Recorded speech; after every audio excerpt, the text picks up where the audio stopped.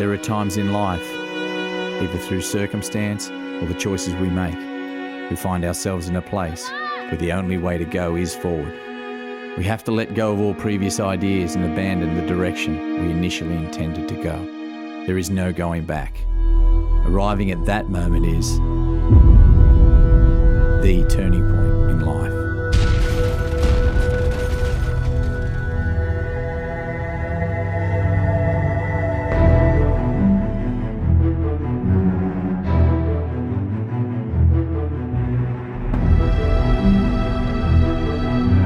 Done it in 14 years.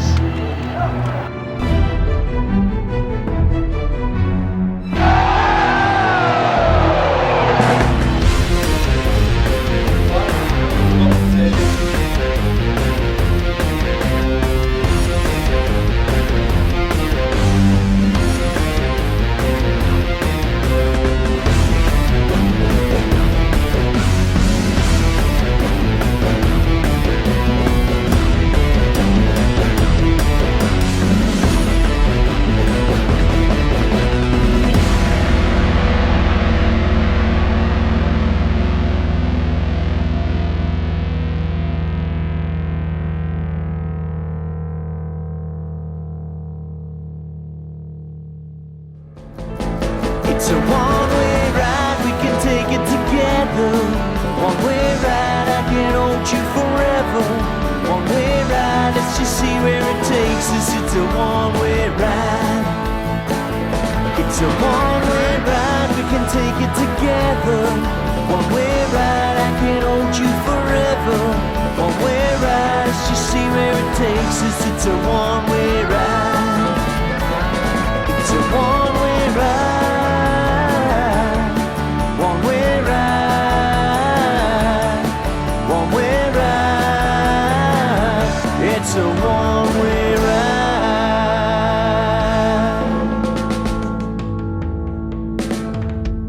Yeah, hey folks, that's Dane Sharp. He's an ex-professional soccer player and now he's kicking some goals as a singer-songwriter. If you want to hear a little bit more of that, you can always give us a call here at 101.5 FM. I left home at just 16. Although these days my life is filled with film and music, while growing up, like millions of kids everywhere, football was my whole world. When you're a kid, you never imagine one day it will come to an end. When it does, it's the friendships, the stories, and the memories that will last forever. One of those memories is the Abbas Saad story, the story of one of Asia's biggest football scandals, a shattered friendship, and the chapter of a book that was ripped out and blown away in the wind a long time ago.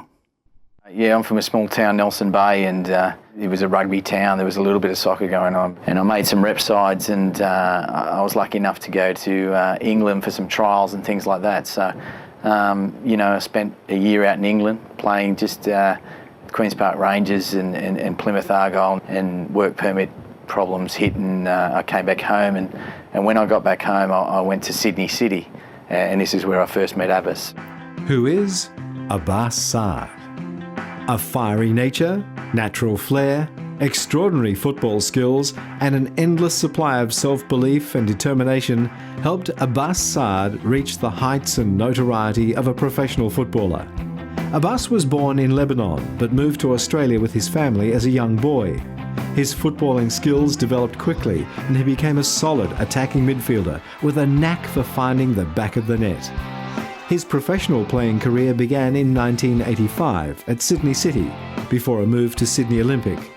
Abbas was player of the match in the A-League Grand Final in 1990 when Sydney Olympic beat Marconi Stallions.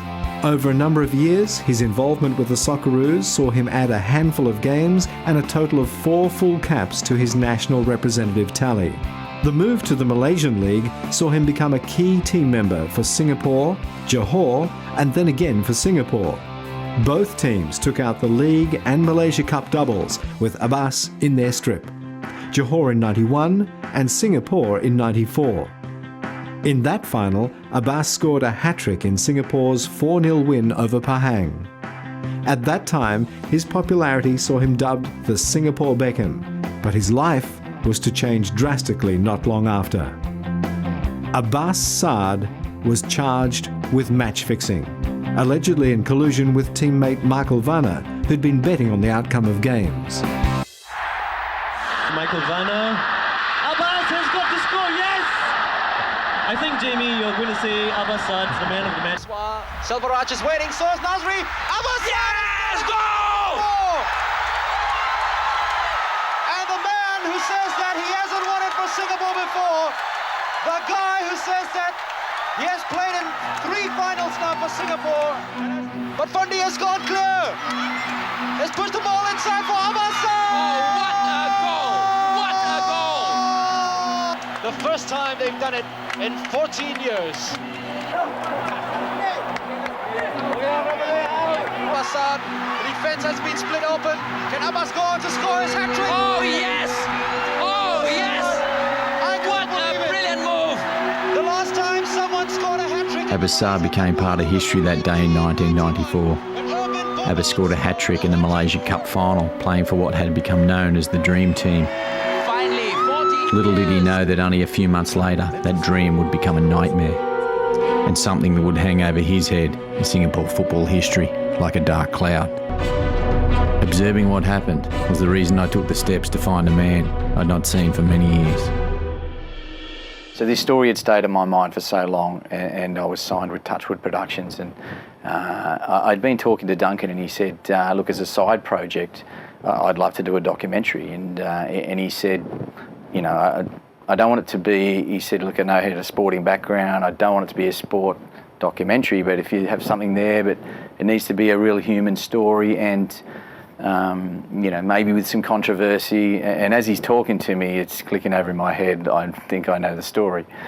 I think I wrote an email, it was like about a foot long, reintroducing myself, hadn't seen him for a long time, well over 10 years, 15 years. Would love the chance to, you know, have a chat to you, and maybe we can talk about a documentary about your life and what had happened. And he wrote back 3 words, he goes, sounds great, give me a call, or 5 words or whatever that is. The accusations.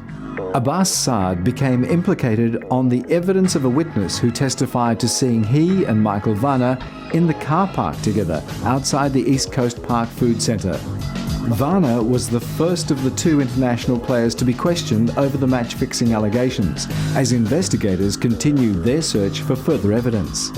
Abbas knew that Vanna was betting on matches, although he himself was not involved in any of the betting action, and to this day maintains complete innocence of any suggestion of match-fixing. The full attention of the authorities and media turned on Abbas when Michael Vanna skipped the country and became a fugitive. The Singapore courts convicted Abbas in June of 1995 for match fixing and fined him $50,000. FIFA slapped him with a global playing ban, which was ultimately lifted less than 2 years later. The Football Association of Singapore, though, went one further, invoking a lifetime ban on all football activities in Singapore.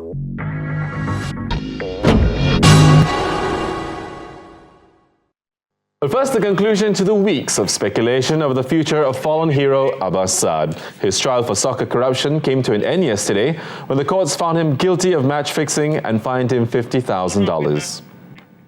After a 15-day trial, soccer star Abbas Saad was convicted on soccer bribery charges and fined $50,000. In a case in which top officials of the CPIB, friends and soccer officials testified, Abbas claimed throughout that he was only doing his job in trying to win matches. As a creative filmmaker, the last thing I really wanted to do was make another football documentary. There's plenty of good docos out there on football. But because of Dane's passion, I decided, well, I'll delve further. And I'm glad I did, because I soon realised that the football was really just the backdrop to the story. And the story was really about the main characters and their personal relationships and the scandal that happened to them such a long time ago that was still really affecting their lives so many years later. So we decided we really need to get the truth of this story out. So because of that, I got on board, and we got in the car and off we went to meet Abbas. We drove down and they had their first meeting. He was coaching the Australian deaf team at the time, and they were in camp. And one of the evenings met with Abbas, and Duncan, one of the first things after that evening he's still very angry. He's very angry about what happened. And, he went into a tailspin on how he felt, because he was so hurt by that time period and what happened to his football career. And I guess people thought he was a cheat. In 2009, we sat down to talk about his past. Although what we talked about happened over 17 years ago, the emotions of that time were still close to the surface. Those words just wrecked my whole career. It's like they chopped both of my legs off right in there, because that was going to be the end of my career. Obviously, the life, band, you know what I mean? And everything that goes with it. And to have this hanging over my head for the rest of my life, the guilty thing. And, to be known as one of the few players around the world who fixed games, or so-called fixed games, implicated for doing that. That was probably harder than anything. Spending the day with Abbas, outside the structure of the interview, was a great chance to see the man who'd been adored by tens of thousands of fans, and his every move monitored and documented in the media, giving back to the game he loves. At the peak of his career, Abbas was referred to as the Maradona or David Beckham of Asian football. His pin-up good looks and winning smile made him the darling of football fans, who came out in force wherever he went. It was about 1985, I think, when these three guys got together from totally different backgrounds. Dane from the lower mid-north coast of New South Wales, Nelson Bay, and myself from the North Shore of Sydney, very homogenous North Shore of Sydney, and Abbas, this refugee from Lebanon who'd sunk his roots, and the family had sunk their roots in Sydney. And we met at the Sydney City Football Club, the premier football club in the old National Soccer League, and in its youth team, the under-19s in 1985. They're great memories, very cold, chilly nights at the AS Marks field, and whilst our coach, Jeff Harcombe, the fifth beat, or Peter Best, that was his nickname, was shouting at the top of his lungs, seemingly endlessly, at Dane Sharp. My other most vivid memory of Dane is he played in these magnificent Diodora boots. I've never seen anything like it. Probably the best part about Dane's career, actually, in Sydney City, is Diodora boots. But I was doing my thing, everyone was doing their thing, but this sparkling talent was Abbas Saad, who was evidently had this unquenchable thirst for the game, and impish type character, a cheeky little bloke, but overall a great bloke and a super player. After hearing Abbas's personal journey, we turned to his playing career in Singapore. Backing up from the 93, there was a few changes. Syndrome leaving, he went to Malaysia. I think they needed a bit of change. He left. Alistair Edwards, who was a foreigner with us in 93. He went to Selangor, probably our rivals. And I decided to stay. And I was very close of leaving, but I decided to stay because of the two guys in question, with Fundy and Malik, and I honestly wanted to win something with them. And not many people gave us a chance, because we lost Alistair and Syndrome, who were very, very good players. Jan Jung obviously stayed, so Jan Jung was with me, and Michael Vanna from at the time Czechoslovakia, was Czech Republic now, and he was a fantastic player. He came from one of the Malaysian teams, from Sabah, and the year before he was probably one of the best foreigners playing in the competition. The Singapore connection for Abbas created many highs in his outstanding career, and I was really interested in hearing his early opinions of Michael Vanna. So talking to Michael Vanna halfway through the season, I think it was, the news broke on the scandal. When was the first you heard of that? I think we were training. We went to training and we found out at training. And, everybody was sort of puzzled, didn't know what was going on.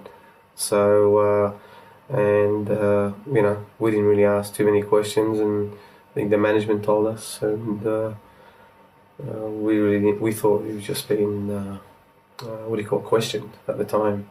So we just went along with our business, and I think when he came out in the questioning, he explained himself, and that was it. So we really didn't think much of it, to be honest with you. It was a difficult period because we lost one of our best players, in the team, and he was a very popular player with all the boys. He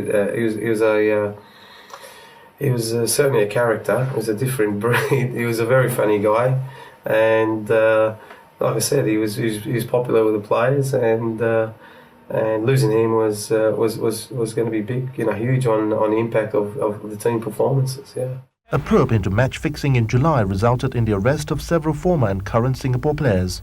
Singapore's foreign importer Michael Vanna was charged with 6 counts of corruption and was to play no further part in Singapore's campaign.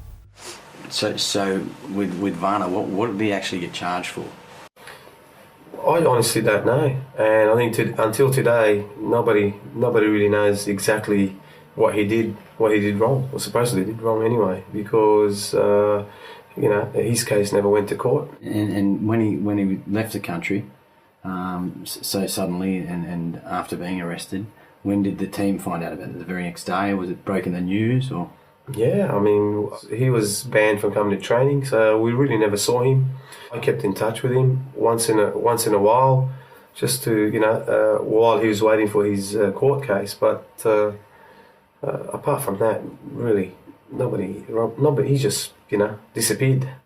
I hope one day I can sit down with him and I can ask him these questions, and hopefully he'll be honest enough to tell me. Spending those few days with Abbas helped us reconnect on many levels and allowed me to see the pain the scandal had caused. Just as we were making plans for the next stage of the documentary, out of the blue came some amazing news. We're going to talk about what happened last night with the announcement that your ban has been lifted. So how do you feel about the success of the appeal then?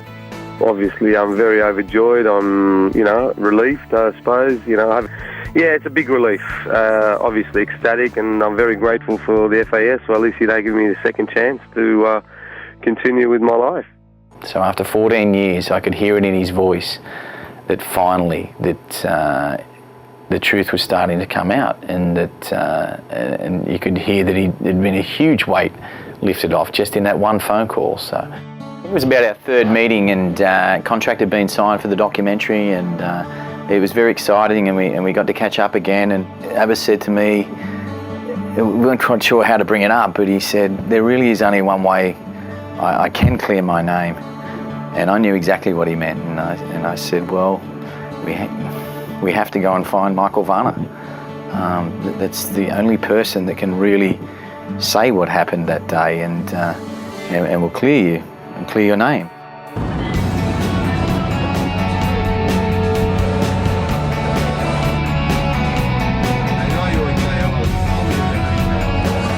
In hindsight, the decision to find Michael Vanna is where the story really began.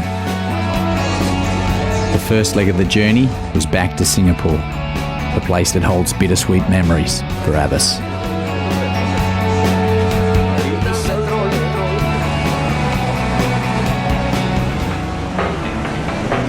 The first port of call was a meeting over a coffee with Edmund Pereira, who represented Abbas in the court case and remains his lawyer today. Edmund has taken many high-profile cases over the years, but as we found out chatting with him, the Abbas Saad trial was one of the biggest in Singapore history and remains clear in his memory.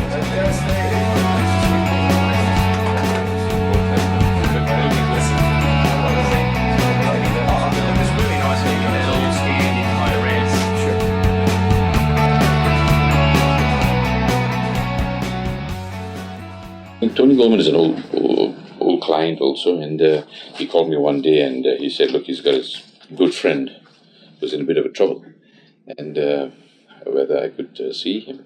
And when he mentioned the name Abbas Saad, I said, oh, the name is familiar, he's a household name. And, having brought a lot of glory to football, and I think it was already in the news then that, Abbas was a bit of a spot. And, I met Abbas, and came to the office, and everybody knew who he was. And I heard his story. Sad and very unfortunate. We went for trial. I mean, we had to. And this was a case where a player was charged for scoring goals. I think must be the only one in the world at the time. So I did put it to the prosecution or to the investigating officer, the only one in the world where you score goals in your charge. The reason this story always stayed in my mind is that Abbas Saad was charged for scoring goals.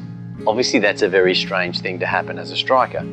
The reason those charges came about was a casual conversation he had with Michael Vanna, which led to the match-fixing charges. To gain some clarity on match-fixing, I decided to track down Declan Hill, a world expert on the subject, who was currently on his world tour promoting his new book, The Insider's Guide to Match-Fixing. What's your attitude towards match fixing? I mean, from what you've seen and where it's at now? I hate it. I hate it with a passion. I hate it because it's going to ruin sport. There's no bigger problem, there's no bigger issue in sport than the capacity to ruin the credibility and the trust that the average fan has in the sport. It's bigger than doping, it's bigger than sexism, it's bigger than anything. Because if somebody can't sit there and watch a game and believe and know that the guys are trying 100%, sport will be over. I think you guys you guys have your finger on something very interesting, because now, almost 20 years after the Abbas Saad story broke in Singapore, the same gang of match fixers, the same group of guys there expanded around the world and fixed matches in dozens of different countries. And they were all there. I mean, those same guys that were connected with the Singaporean teams and the Malaysian teams in that era have traveled around the world, and they really globalized sports corruption. The trial attracted a lot of publicity, a lot. There was a big following. And it was reported in the papers, in the daily papers, the morning edition, afternoon papers, and the news, the TV carried on. Every morning there was a report on that, in Channel News Asia. And we were virtually in everybody's bedroom in the morning, in the news. And were you confident going into the trial? The only evidence that they had at that time was a statement which he had made, unfortunately, to the Corrupt Practices Bureau investigations. A key piece of presented evidence, which played a major role in convicting Abbas, was the statements Abbas had signed while in the presence of the CPIB investigators. In part of the defence case put by Edmund Pereira, he says, although Abbas agreed to do what Vanna had asked him to, which was to score as many goals as he could, this did not amount to match-fixing, because he was simply doing his job. Had Vanna asked him to not score goals, or not score more than one goal, then the illegality would have crept in. Edmund's accurate recall of the case in 1995 was as amazing as the pile of documents and paper clippings he collected and kept in pristine condition, which he gave to us to help research the documentary. It wasn't long before we realised the decision to fine Michael Vanna was the absolute right one. The title and 150,000 ringgit prize money were held in abeyance for almost 2 months when Singapore check import Michael Vanna was charged with match fixing. We decided that I think I need to speak to Vanna, to find out what transpired. Word was sent out, and Vanna called me, I think, because he told me, look, I understand you are acting for Abbas, and I want to tell you that Abbas is in the clear. He's not in the know. What I did not tell him, I take that conversation with Vanna, because I was hoping that in the event Vanna was able to come to Singapore, I'll be able to use that tape transcript if he changes evidence. He gave us a different story. So I take the conversation. Michael Vanna. Yeah, my name is Edmund Pereira. Nice to meet you. Yes, nice to meet you. I'm a lawyer, and I am helping Abbas. Yeah, I know. If you don't mind, I just ask you a few questions. Yes. But what I want you to be sure, very sure, is that you did not mention Abbas Saad's name in your statement to the CPIB. Yeah, I'm very sure. How sure are you? I'm sure like my life. They asked you whether Abbas was involved. Yeah, they asked me many times, and I smiled, Yeah. I smiled to their face. I say, are you crazy? He never do anything. So in my statement, they never mention Abbas, or somebody else. Yeah. Along this journey, we arrived at our own turning point, and that was when we realised Abbas's innocence very much depended on whether or not we could find Michael Vanna. We set about making lists of any players that he played with or anyone that knew anything of his whereabouts. Unfortunately, the last time Michael had been seen was back in 1995. Before hitting the road to Vanna, we took the opportunity while we were in Singapore to talk with some of former Lions teammates of Abbas. I was in Malaysia at that time. I was playing for Kuala Lumpur, and Abbas is playing for Singapore. His first year, and most of the time, the players in the squad told Abbas, you're going to face one Arab guy, no? Your countryman, something like that, no? That is playing along your side, because I was in the left and Abbas was in the right midfield. But after the first game, that's how our friendship started. I met Abbas during the Malaysian League here. I met Abbas in 1990, 89 or 90, yeah. It was fantastic. I saw this guy playing to Australian. They said previously there was 2 Yugoslav players, I think, and then they brought in Abbas and Alistair. So I saw this guy. He's so fast, so determined, and he's very strong mentally, physically. I say, this is a great player, man. I didn't know that one day I'll come back to play for Singapore. We always talk about football, and it's football language. It's much easier to become friends. And he knows, I know his style, he knows my style, and other players. We gel in straight away. The chemistry was there. Everything was good. We go out together, party together. We had fun, and of course on the field we have to do our part. The papers was teasing me, brother, about me. I remember this. Abbas is my brother. So they were mentioning about that, and then it came out, brother. Money is my name, and soccer is my game. Wham bam, it's a jam. I'm Abbas. These 3 teammates and friends played a part in the goal Singapore fans from that era will never forget. I thought that was the best goal ever scored at National Stadium because of the determination and aggressiveness of Malik. He won 2 tackles on the box. He tackled 1 and 2, and he dribbled halfway. He sent a long split pass to Abbas, who came in, and I knew this is gonna be it. And when Abbas bent the ball, I had to go in with the keeper. I want to go it for it. Whether I hit by the keeper, I know I got to do it. 2-0! What a brilliant goal!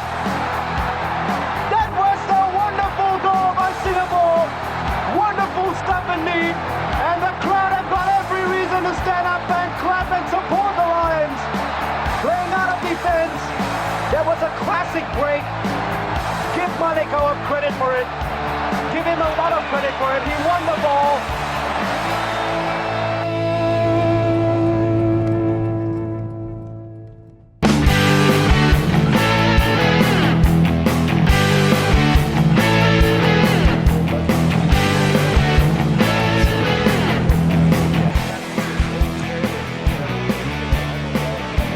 We said our goodbyes to Singapore and jumped on the plane to Prague. It was a gamble because our emails and phone calls had still not confirmed the whereabouts of Vanna.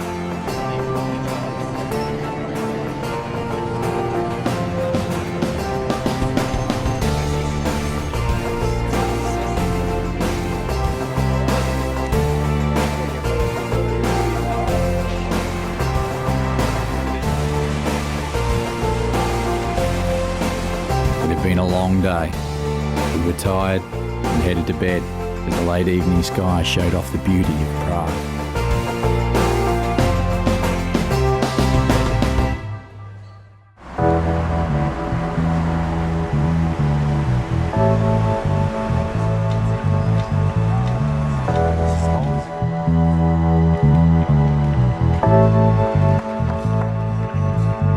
Despite the sightseeing, Day 2 had all the potential of becoming a complete frustration until...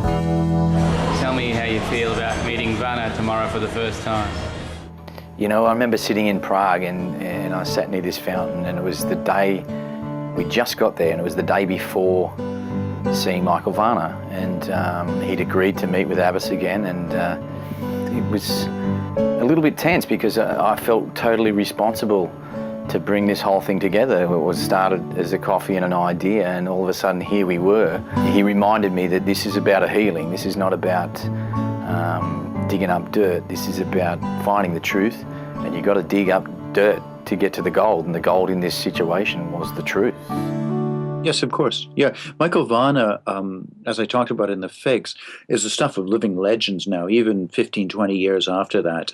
I mean, the stories of how theoretically he escaped from Singapore is something that, as the alcohol mounts up and the hours wind down in bars, the soccer world of Singapore still talks about. So for you guys to get the scoop of getting Vanna on camera to talk about those days is a real coup in your guys, a real feather in your guys' cap. I studied this case for a long time, and when Abbas said, yeah, we're going to do the documentary, I spent a lot of time researching Michael Vanna, Abbas, the case, emailing anyone who knew anything about it. And here we were 18 months later. We've actually found Michael Vanna, and they were going to meet for the very first time in 17 years. Oh my God, Mr. Abbas Saad. Hi. Okay. You look very nice. I'm telling you. Well, look at me. Nice to meet you. It was pretty surreal to see that happen and then actually be sitting there having a coffee with him. I kept looking, making sure that I wasn't dreaming or something, but it was very surreal. Who is Michael Vanna? Timon. The corner taken by Razali San. Michael Vanna has equalized for Singapore. If anybody deserves a goal, it's this man, Bertrand. Yes, he timed his run to perfection. Chance again. Oh, saved on the line. A goal. Yes. Vanna. Michael Vanna. What a way to start the season with Singapore. Sivaji comes out and hugs his Tiong Bahru favourite. And he certainly has eased the pressure that has been mounting. What they saw was a goal feast, but they got it in the second half, and look at Michael Vanna's name flashed 3 times in the 49th, 66th, 77th minute, and undoubtedly he's been the man of the match. He doesn't speak much English. I don't know if he understands that he's been voted the man of the match, but I think that they'll show him the way up to receive the award. Godfrey Robert, sports editor of the Straits Times, giving the award away to Michael Vanna. And Vanna will cherish this moment, and I'm sure, Bertrand, judging from his performance today, it will not be his last trophy. I don't think it'll be the last either. This guy is a terrific player. Fantastic player. Work very, very hard. Very positive. He don't know what is. He don't know how to lose the game. He just want to win. Yeah. And when he lost, he get very frustrated. And sometimes anything in front of him, so he kick. Yeah. Malik working so very hard. It's one advantage of having Malik go up. Michael Vanna, is this a hat trick? Yes, it is. Oh boy! For $5,000, I must say, Bertrand, it's a steal. The supporters have found a new hero. I think that I had lucky, because sometimes football and sport, all sport, sometimes I have lucky, and last game I had big luck, because luck is important, Singapore soccer fans found themselves a new hero in the form of Czech import Michael Vanna. He made it a double celebration on Wednesday, which was his 29th birthday. Happy birthday to Michael. Happy birthday to you. Now you are celebrating your 29th birthday today. What is your wish? My wish is stay here a long time, play good football, of course, and if it will be possible win Malaysia Cup, then I will be very happy if we win. Czech-born Michael Vanna appeared internationally when the Iron Curtain came down, firstly in Austria, where he was spotted and encouraged to make the move to Malaysia. Vanna's introduction to Singapore when he played for Sabah impressed him immensely, so much so that he jumped at the opportunity to make the switch to play in Singapore. Replacing Australian Alastair Edwards as the foreign import in the Singapore Lions national team, Vanna slipped easily into the playing style, but his full footballing impact was cut short when he simply disappeared mid-season, escaping the country and authorities illegally in response to the match-fixing charges. I hope one day I can sit down with him and I can ask him these questions, and hopefully he'll be honest enough to tell me. And that day did come in June 2011, when finally all our searching and researching culminated in Michael Vanna agreeing to meet with us and speak on camera in Prague. First up, we heard about his reluctancy to talk about this scandal in the past, and then about the bookmaker that he was accused of dealing with back in '94. Until now, I had offer. It's true that I have very big offer from USA to make some story about this, but I said no, I will not talk about this anymore. That time I thought I'm in a Hollywood film, Hollywood film. All the time I thought he's businessman. And that time I start do business also. I sent stuff from Singapore, I sent to Czech Republic, T-shirt and shorts, like this. And I thought he was really businessman, but same time he was this bookmaker, bookmaker. He was bookmaker, but this I didn't know that, And first time when I come to his house, he said to me, he asked me whether I do something for him, and I say, what do you mean? What do you want from me? He asked me whether I am able to sell the game, and I say, I thought he's crazy. I say, you crazy or what?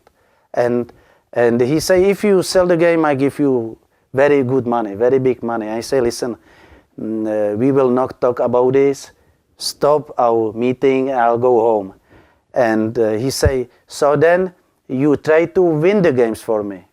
And I say, okay, I win the game, but I always do everything to win the game. But tell me, how can I myself can alone win the game? Football is colleague sport. And he said, just play all games, whole games you play hard and well. Don't, if score will be 1-0 or 2-0, don't stop play. Don't play for people, play for a result. I look at him, I say, what is this? I play always for result. What is this? I thought I'm in Hollywood. I think maybe somebody taped me, it's joke, this is joke. So anyway, I say, okay, I will play as you said, but don't ask me to sell the game. This hurt me, these things hurt me. And he knew I will never do anything wrong against my teammates, against people, against country. I say, this is unbelievable. So he know that, he asked me to bet. This guy asked me to bet. I say, good, I will bet, because if I will bet and I lose money, if we don't win, I don't know how much you want win, then you will not that I play full, because I also bet, So he asked me to bet. I say, okay, this, no problem. These things don't make me any problem. So we start like this, cooperate.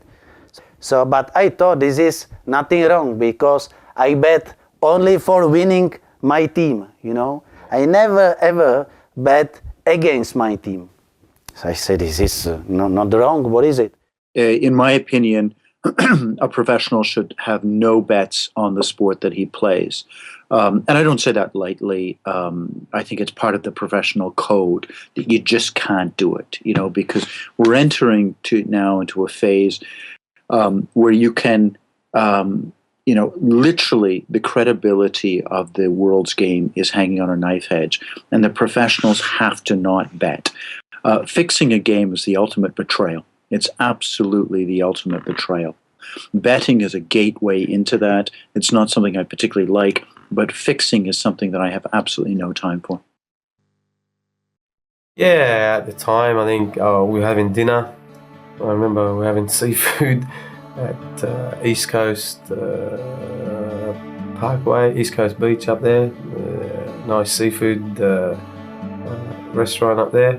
And I was driven. We went there with Michael Vanna. I was with Michael. I think there was a couple of other friends that we met up there. And had our dinner. Came back to the car park. I think it was around probably just after dark. And I remember going to the car, and I remember Michael going, said, just gonna see somebody for a minute and come back. And I just waited in the car. Well, pretty much this is the car park that we first came here to eat, the food court here. Myself and Michael finished our meal. The car was parked just at the front of this car park here, where we are here towards the end. And I'm sitting in the car, and he just said, just wait a second, I just want to see a friend for a little while, and I'll come back. So Michael walked about 30 metres, and I'm just sitting in the front seat. I'm just listening to music, sitting in this front seat. 5 minutes later, or less than 5 minutes really, to be honest with you. Just came back and came back in the car and drove off. And that was the time that the so-called meeting with the bookie happened. Well, if it didn't happen without my knowledge. Everybody talking about that night when I met this bookmaker in my car was Abbas, but Abbas doesn't know that where I'm going, you know. Abbas just sitting in my car, and I go to, because we want to go for lunch, you know, dinner. We want to go for dinner, and I tell him, I said to Abbas, I tell him, listen, sitting, I just arrange some small things. So I speak with this man that night. I speak few times, very few times. We just, I don't know. Now I can't remember what about we talking. You know, it was very short time. So that's why I was sad that they take my friend to this problem also. You know. And well, it was proved during my court case that I had nothing to do with the bookie, because he didn't even know me. I didn't even know him. And he even said it himself in court that he'd never met me, never spoken to me. And so I couldn't have been involved in anything. Sorry, Singapore police, they give me, how you call this? They give me 6 charges. 6 charges. And in these charges, right, Michael Vanna played very well, and for this he received money. And 5 times we win. 1 time we play draw. You know, I laugh. If they charge me for this, I laugh when I see this. But what is important, what I also cannot forget is that it was the biggest mistake in my life. You know what I done? These 6 games, in 2 games, if they first time right, you know, these charges, like in 2 games, I didn't play. Really, I swear to you, I didn't play. And they give me paper and say, you read. And I start to laugh, and I say, but these 2 games I didn't play. How you can say Michael Vanna play very well and take money for this game if I don't play these games? and they see their mistake, and immediately try to find games which I play, you know. And this was my biggest mistake. This I tell my lawyer that time, and he say, why you tell them this? You know, we could use this on court. You know, we could use this. But you know, if I see this, I couldn't believe my eyes. You know, I say, no, this is joke. I even don't play this game, and I fix games which I didn't play.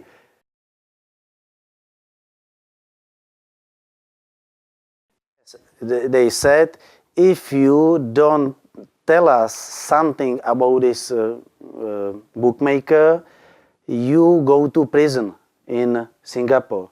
And say, I will go to prison. I win all games for you here. Not only me, of course, but I help to win all games. And you put me in prison? You crazy, or who are you? What kind of people you are? But I cannot say anything wrong about this guy. They told me, they said, if you say something against this guy, we give you pass and you can go back. Yeah. We don't need you, we need him. Yeah.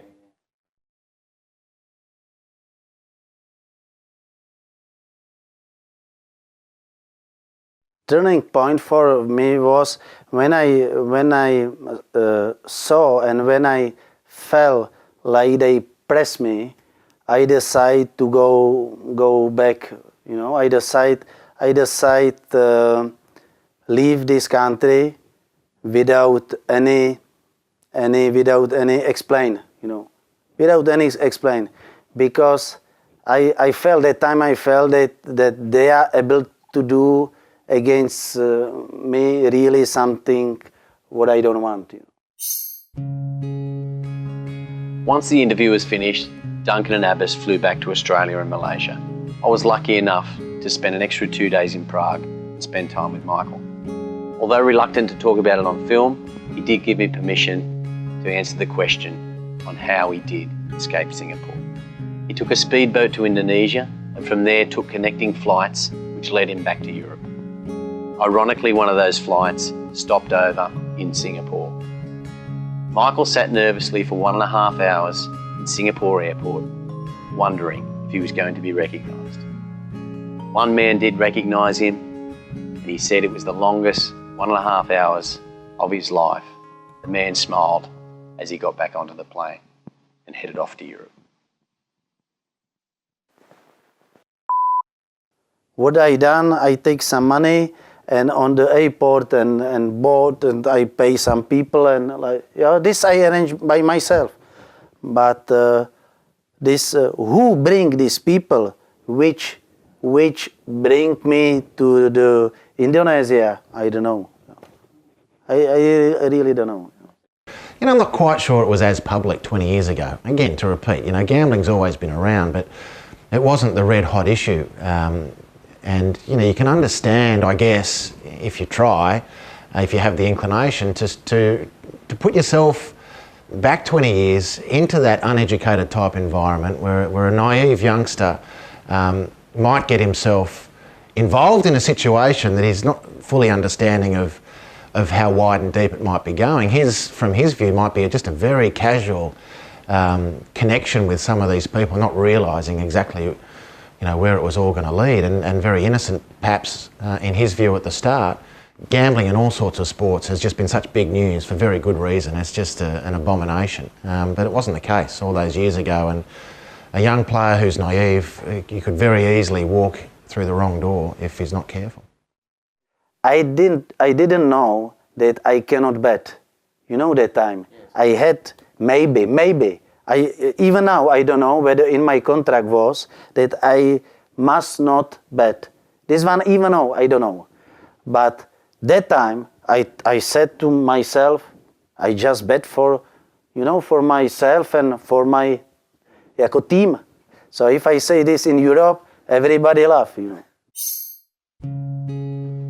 One of the biggest surprises for me on this journey was when I met Michael Vanna. History has painted Michael a villain and a cheat, but that's not what I saw. Some say you can judge a person by the way he treats his fellow man. So let's look at the facts. For the sake of his family, Michael risked his own freedom and left Singapore illegally. And no matter how much pressure he was under during the interview, he wouldn't implicate his friend. And most importantly, after 17 years, Michael honoured our agreement to speak on camera for the first time to clear the name of Abbas Saad. Football is, I guess, like any other sport in the professional sense, but you grow up with these dreams and of being the best you can be and playing in the big stadiums, and when you're young, this is also achievable. And if you're fortunate enough to break through into that next rank, you hit this. You go through this phase in your career when you're like 10 foot tall and bulletproof. You know you're going to score goals. You know you're going to do your job. You just know. It's this period of invincibility. And then for one reason or another, that invincibility drops off. For every athlete, there's a point in your career when you stop being invincible. More importantly, you stop feeling, you stop believing that you're invincible. You lose that automation. You lose that routine and habit of invincibility. And it can be a whole host of different reasons why that happens. I mean, for the three of us, Dane's injury was that moment when he stopped being invincible, and Abbas, with all the court case, the invincibility hit those guys really suddenly. Mine was in the third category where your career just runs out of steam. But it's that moment when you realise, firstly, that you're no longer invincible as a footballer, and then the ultimate, the culmination of that invincibility is career's finished. So the dream became a reality, and then either suddenly or less suddenly, but nevertheless the same outcome, it's finished. So what do you do then?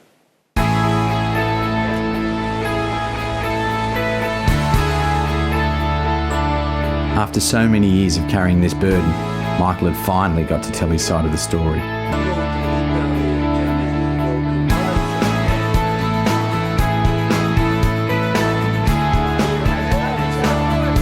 With the pressure of the interview out of the way, Michael was happy to show us the sights of Prague, including a quick visit to the home grounds of Sparta Prague, one of the country's biggest football clubs.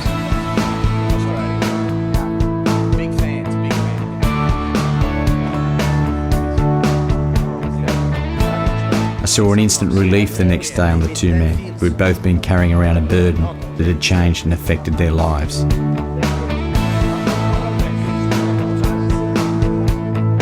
After 3.5 years, my journey had come to an end.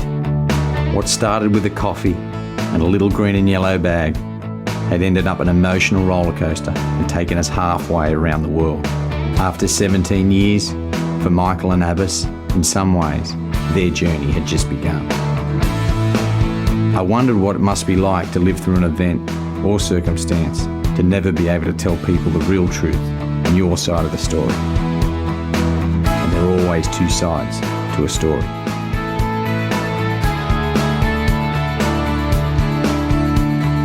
I also wondered what it would be like when history is written and deep down, you know that's not what really happened. People will always make up their own mind, but from my journey, I saw two men who simply were in the wrong place at the wrong time. I also got to know two men who had been broken, not by the scandal and not by what people thought, but by losing the game they love. Liverpool's legendary manager Bill Shankly once said, "Football's not a matter of life or death. It's much more important than that." Abbas went on to play out his career, whereas Michael never played again, which, to someone who loves the game, is a life sentence in itself. For 17 years, there had been a dark cloud hanging over Asian football history, which became the major catalyst for us to begin the journey that led to the completion of the unwritten chapter for these characters.